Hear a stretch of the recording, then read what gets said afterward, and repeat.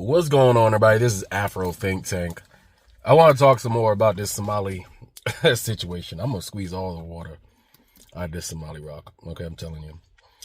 But this is what I've noticed is that, first of all, Somali people, there's a couple Somalian YouTubers or social media personalities that you guys should probably tell, get off the internet. Stop doing what you're doing, right? Because this is what I'm seeing. Because if you sit back and really analyze it, right? Now, as an African American, I'm sitting back, I'm watching the Somalis go after white folk, and I'm watching white folks go after the Somalis in a way they don't necessarily usually go after African Americans, right? I've watched the white folks look at African Americans like this. Can I say something? This is cool, I can do this. Because they're talking shit, I can do this. And we sit back like, go ahead. That's your fight. Go ahead. They talking shit. What you gonna do? And we looking at the Somalis like, hey, y'all talking big shit. They coming, right? What y'all gonna do? Right? We sitting back like, cause we got big shit talking both sides, and we can see it. Reasonable African Americans can see it from both sides, right? I believe the Somalis, they should talk a little shit. You know what I'm saying? Like, we are at the age where white supremacy is being laughed at. White dominance and the white thought process is being laughed at because it's laughable. That they think that this place belongs to them, that they have some sort of manifest destiny. They're not the only people that have manifest destiny. They're not the only people who can make some fantasy up and say, yeah, this belongs to me, right? So, I can understand the Somalis have an equal right as a group of people to try to take territory and build for their community and spread and multiply and be merry. They have the right to do that. So in Minnesota, they're creating systems. They got police officers and lawyers and doctors and businesses. That's good. They should be allowed to do that, and I encourage it. And I want to see more Somalis. I do. I want to see more Somalis. I want Africans to pick a place and colonize it. I want Africans to pick a place and but we don't have to colonize like the white person. So we can colonize in a positive way, because where we go, we bring value. Where black people go, we bring value, right? We don't destroy, and devalue. We bring value. So, and plus we need to white people need us to colonize the planet anyway. Again, because, once we birthed them as a race, they took over. They were irresponsible. Now, because of their irresponsibleness and mismanagement of society and civilization, they are going extinct. They're losing their faculties. They're fucking up the world. They're making animals go extinct. They're not good stewards of the planet. So therefore, it's time for us to take it back, right? Because nature has said, enough is enough. I'm done with you. So now the original man, us, have to step in and say, hey. Okay, nature, we got it. We understand. We're going to go ahead and take over. Let's reassess in 2 weeks and come back and see where we at, right? That's what we're doing. That's what's happening now. Now there's going to be growing pains because white folks inherently in their mind believe it all belongs to them inherently. That they're the main characters and everybody else is side characters, even though they're the newest kids in the block, right? So in Minnesota, you got those white folks there who are there because their parents stole the land from the Native Americans, broke every single treaty that they signed with those Native Americans, and then built European systems on top of Native American infrastructure, disregarded the Native American infrastructure, disregarded American culture, tradition and ways, and just spread their European culture on top of it and just took over the area, right? So they believe we've fairly stolen this land. It belongs to us, white Americans, right? So now Africans are coming, right? They see the current population there. They were being invited by them said white people who not only are they the children of the people who stole, raped, murdered, and killed the native population, but they are the taxpaying compatriots and supporters of those politicians who support going to Somaliland, going to Somalia, going to Sudan, going to Ethiopia, starting all proxy wars in Africa and destabilizing and promoting all dictators that make African lands hard to live, creating an environment that creates refugees, and then conveniently the rich white men in suits takes a batch of those affected individuals and brings them to Minnesota because they don't want to pay their own indigenous white populations a decent wage to run their rich white businesses, right? So Somalis were invited there after being terrorized. The people were invited. We'll terrorize your country. We'll steal your shit. We'll start proxy wars. We'll prop up all your dictators and all your goddamn warlords, and we'll make sure your country never stands on its own, and then we'll poach you from you and use you as a resource for our white Wakandans, right? So that's what's happening in Minnesota. So the side effect of that, you keep bringing them over, they're going to get together and they're going to establish themselves in Minnesota as a new homeland for them, right? Manifest destiny, and they're going to spread out, right? Here's the problem. The style of trash talking that East Africans have, right? It could be a dry humor, right? A dry style humor. And if you don't have an East African context of their humor, or how they deliver their humor, or how they cope with situations, because, Sudanese been coping through lots of terrible things. Somalis have been coping through lots of terrible things, right? So in order to cope with that, they've developed a way to, release steam, to talk shit, to be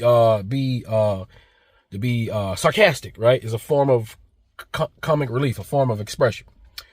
And coming from their perspective, the way they do it, right? If you don't have a perspective of what the Somalis have been through, what they go through, and how they survive as a group of people, when you hear them talk and talk their shit, it almost sounds like they're not joking. You're looking at them, you're like, I don't know if this guy's joking. If you don't know, you're looking at them while they're cracking jokes, and you're looking at them like they're not joking. They're laughing in our faces, and they're not being joking, and they're really making fun of us with a smile on their face. That's what it looks like. So the Americans, with our perspective, I'm talking about nationalistically, Americans in general, and I'm including all African Americans, Caribbean, everybody who's American, everybody who understands the way the West works. That style of banter, of trash talking, never goes well over with the West. That's not the way we do it, right? Because the way Somalis are trying to, with the message they're trying to deliver, right? Which is, the message is, why are you guys focusing on Somalis? Obviously, we have certain issues in our communities, just like every other community, right? And we have bad actors in our community, just like every other community has bad actors at some point. You grow a significant population, there are going to be bad actors in the community. That's just a given. No matter who it is, we shouldn't just concentrate on Somalis, because Somalis are not the problem of America, which is true. Somalis are not the problem of America, right? And the way they're trying to express that is to joke. And also, a lot of people are coming down on them. You got a lot of uneducated African Americans jumping on the xenophobic, hateful bandwagon, right? That don't understand the Somali situation. They just hear the same couple bullet points in the news. Oh, Somali's stealing money, right? Oh, they very shallow thinking. So you got African Americans who's attacking Somalis. You got European Americans who are just attacking Somalis because they've been wanting to attack Somalis. They didn't know how they could attack the Somalis. But now that they realize that there's a rift between African Americans and Somalis, they feel free to attack the Somalis directly without being seen as racist. Because anytime a white person has a issue with a minority in this country, even if it's valid, the racism tag will always be used on them every single time. So it's got to be frustrating if you have a legitimate gripe as a European American, and as soon as you want to, say something, you're racist, right? And white people use racism as a weapon against each other. Keep that in mind. Mostly white people, different factions of white people, use racism to attack each other, to try to tag the label onto them as a weapon. That's why you got your Nick Fuentes. He represents the racist people who just are tired of hiding their insecurities and jealousies. They just want to be racist. Just allow them to be racist and say what they want to say without any repercussions. And then you can say what you want to say. And then we can all, at least from that point, we can just do what we're going to do. But at least let's all just be honest and be allowed to at least vocalize. Right? But Nick Fuentes' faction of white supremacy, they're weak. They can't fight. That's why they're not all that violent. Right? But as you can see, they've seem like they've taken shots at other right-wing people legitimately. So, I can't say they're not that damn violent, but they're not throwing the dukes. They're not throwing the dukes. Right? So we got these different types of white people, right? Who are now, they're losing their population, right? They're losing their power. They have to deal and process with that. And then you got these Somalis with this somewhat arrogant style sounding rhetoric towards towards America, which, like I say, this their style of comedic relief. It's their style of shit talking. Like, African Americans, we talk shit, right? And keep in mind, African people who don't understand how we talk shit. And that isn't in terms of endearment, but at the same time, it's a social thing that we do. We talk shit, right? So you got a lot of Africans who admired African Americans, right? And then they came to America and finally got to be around the African Americans they've been watching on TV, and like they're little heroes. And the first thing they do, they get disrespected by a young, shit-talking teenage African American that call them, make fun of their accent, make fun of where they come, call them African booty scratchers, just make fun of their differences, right, within a social group. Like, and we did that. You got that one African dude in the group, you made fun of him. Why? Because he was different. Just like you made fun of the dude with the big head. Just like you made fun of the one light-skinned motherfucker. Call him all kind of light-skinned names. Children are mean. And in America, children will use what makes you different against you in a younger, immature setting where your gray matter is still, forming. And a lot of people take those insecurities into adulthood with them, right? So you got a lot of Africans who were traumatized when they came over here, getting shit talked to by African Americans who they, for the most part, worshipped. So that kind of causes a complex, like never meet your own hero when you find out he ain't who you think he is, right? Type of situation, right? So then in return, right, we get them talking trash about us, right? Because they're listening to the white man, and we were talking trash about them because we were listening to the white man, right? So they talk trash about us because they were listening to the white man. So we really don't there's no trash talking between both of us directly unless the white man got something to do with it, right? So, right, we all got different comedic, so everybody don't understand how African Americans, we talk shit. We may have called you an African booty scratcher, but shit, we called the African American down the street African booty scratcher. That African booty scratcher wasn't something that was meant just for Africans. It was meant for anybody. I've gotten called an African booty scratcher. Why? Because white people showed African booty scratching material on TV legitimately. Disney, okay, they had whole cartoons with the stereotype. So that's all we knew. It wasn't our fault. Just like it's not your fault that y'all think the way about us the way y'all do. But Somalis, that one guy, y'all know who I'm talking about. Tell him, Somali community, tell him to stop making videos. Don't hurt him, don't touch him. But he needs to stop making videos because no one's gonna understand his sarcastic comic satire. Right? No one is gonna have the patience for any Somali to lecture an American on struggle on how they should treat anybody. Right? And another thing, apologizing to white people will never work. It don't work. Negotiating, apologizing, pandering, bending, prostrating to whiteness, even if you are wrong and your community's wrong, will never work. Right? So Somalis just they might need one to read the room. Right? They might want to read the room because even African Americans, we can't really defend. Now, let's keep it real. We got your back. We talking shit, but you black. Like us. We African. If it come down to it, y'all know we got y'all back. I know. Because y'all niggas. Like us. Y'all just got, y'all got bigger foreheads. All right, let's just get the elephant out of the room. All right. Y'all got big foreheads. But West Africans got big foreheads too. They just stick out. Y'all go up, ours go out like Predator. All right. If you African, you got a fucking forehead. That's just what it is. We got all kind of forehead. And I love our foreheads, God damn it. Foreheads are beautiful. All right. And when I say the non-black Somalis and Sudanese and Ethiopians, y'all know who the fuck I'm talking about. I'm not talking about the black ones with the wavy hair. No, move out the way. I'm talking about the nigga in the back that act like we don't see that motherfucker. I'm the Arab motherfucker. Yeah. Excuse me. You motherfucker. The one that never, y'all, you know what I'm talking about. You straight head Arabic motherfucker that got like 1% African and you calling yourself Sudanese, Somali, and y'all fucking running and dominating and disrespecting and downgrading the true Africans of the continent. Y'all motherfuckers. That's who I'm talking about. Y'all know who I'm talking about. All right. So Ethiopians, Sudanese, Sudan. Y'all know I'm not talking about you.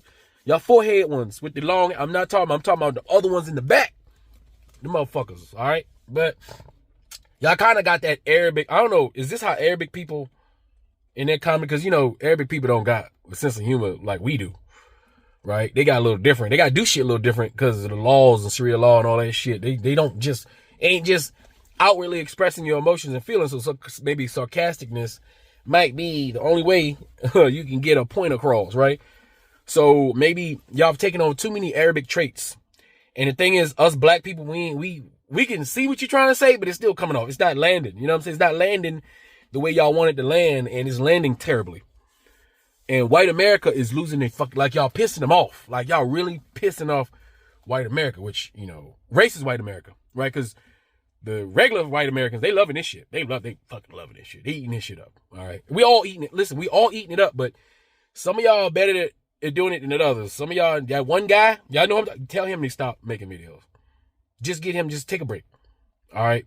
Go watch some comedy specials and figure out how to do this shit. Sarcastic comic styles don't always land very well with Americans. They're like, fuck you mean, son? Because them white folks, they're not hearing your message in your comic oratory. You're not hearing, I'm a Somali, da-da-da-da-da-da. I'm a Somali. When y'all do y'all little things like that, like we know what you're trying to say. White people's are hearing it direct. They're hearing exactly what you're saying.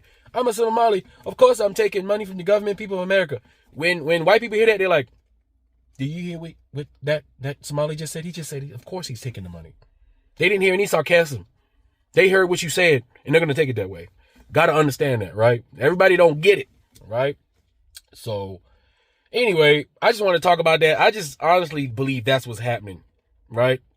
Right? And then, of course, the factions, the non-African Somalis who ain't African in the first place, who try to blanket all Africans as not African, all right? Then them ignorant-ass, dumbass, clearly black Africans who call themselves Arab because they hate themselves. Those people are making Somalis look very bad. And they're pushing the African-American community away because we like, nah, if you here, you black, you listen. First of all, we African-Americans, we run this over here in the black community. That's the truth. If you want to be strong, if you Somalis want to be strong and powerful and have real power in this country, you have to unite with your African-American brothers and sisters. You're not coming over here doing anything without our blessing. You're not doing it. No matter as arrogant as you can be, you ain't got that juice. Not like us. We got the juice. If you want some juice, you got to come and ask for some juice. Ask and see if you can get some of this juice. You can get some of the juice. But understand, if you Somalis want to colonize Minnesota, right? If the Nigerians want to colonize, Texas, right? And Ghana want to colonize goddamn Atlanta, right? We need all Africans to pick a white state, all right? Start colonizing that bitch. All right, we take it over. Get in the government. I encourage all that shit. Do it responsibly, respectively, and don't disrespect the local population because they going through growing changes. You got to understand the same way we went through a lot of growing changes when them white folks came and colonized us. While we colonizing them, right? We need to be better than them. Let's show them how to colonize. All right. Let's show them the proper way to colonize the world. All right. Give them a demonstration. Anyway, y'all tell me what y'all think in the comment section. It's Afro Think Tank. Learn something, teach something. I'm out.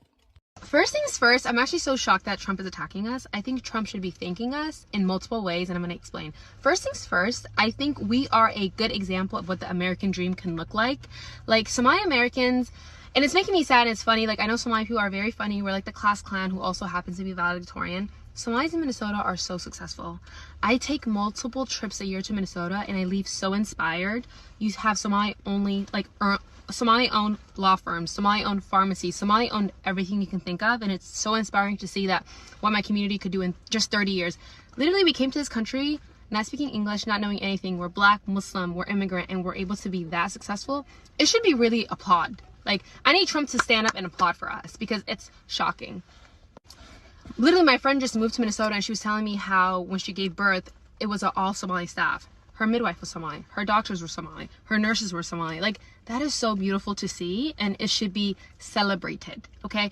Second of all, Trump, you should be thanking my people for giving a random Midwestern state that much clout and money. Like, I don't think, other than Chicago, I think Minnesota is really popping when it comes to tourism because of Somali Americans like me, okay? So you should be thanking us because Minnesota would have been nothing if Somalis didn't move there. Like, if we're being honest, like, we have made that state pop, and we have made it beautiful for the rest of the world. So you should thank us, and if you want, you can donate Minnesota to the great country of Somalia. Like, I think it's a nice trade-off.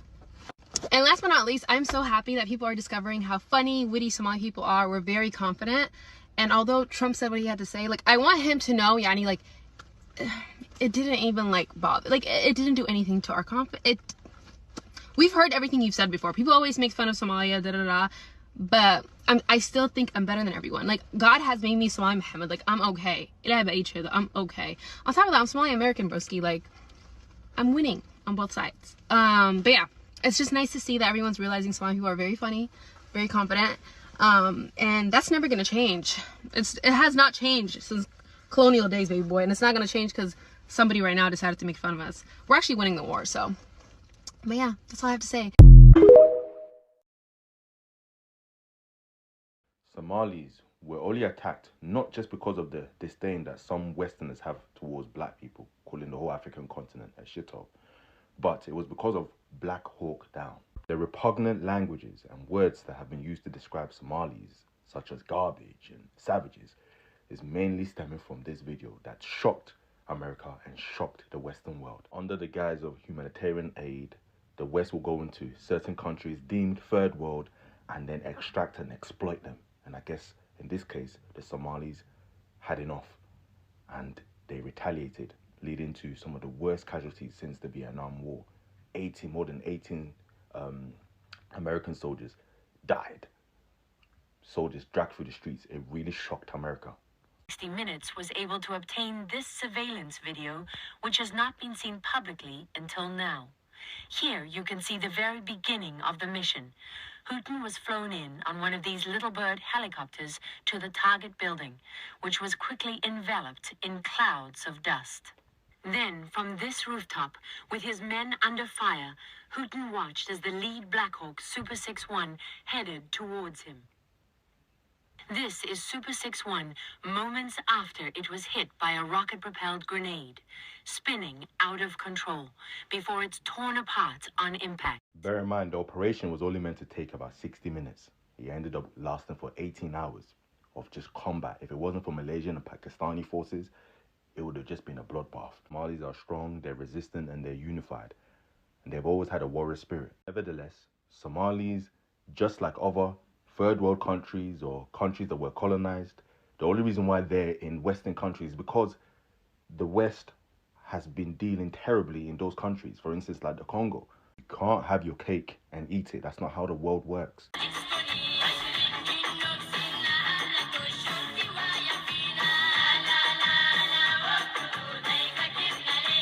This is what terrified America.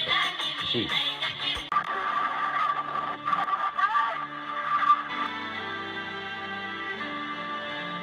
Somalia has been going through it for ages. They haven't had the opportunity that, like other black countries and black people around the world, to be able to be part of the conversations for change. So they are trying to fit into the black world at the minute, and we need to show mercy and understanding, because how many of us have that feeling like we don't want to be black? How many of us bleach? How many of us, become raccoons? Free Sudan! Boycott diamonds and gold! Free Sudan! Boycott diamonds and gold! We most definitely cannot forget about the people of Sudan! Thanks for watching Afro Think Tank. Don't forget to like, share, and subscribe. And follow me on Substack and Patreon for more content. Remember, it's Pan-Africanism or nothing.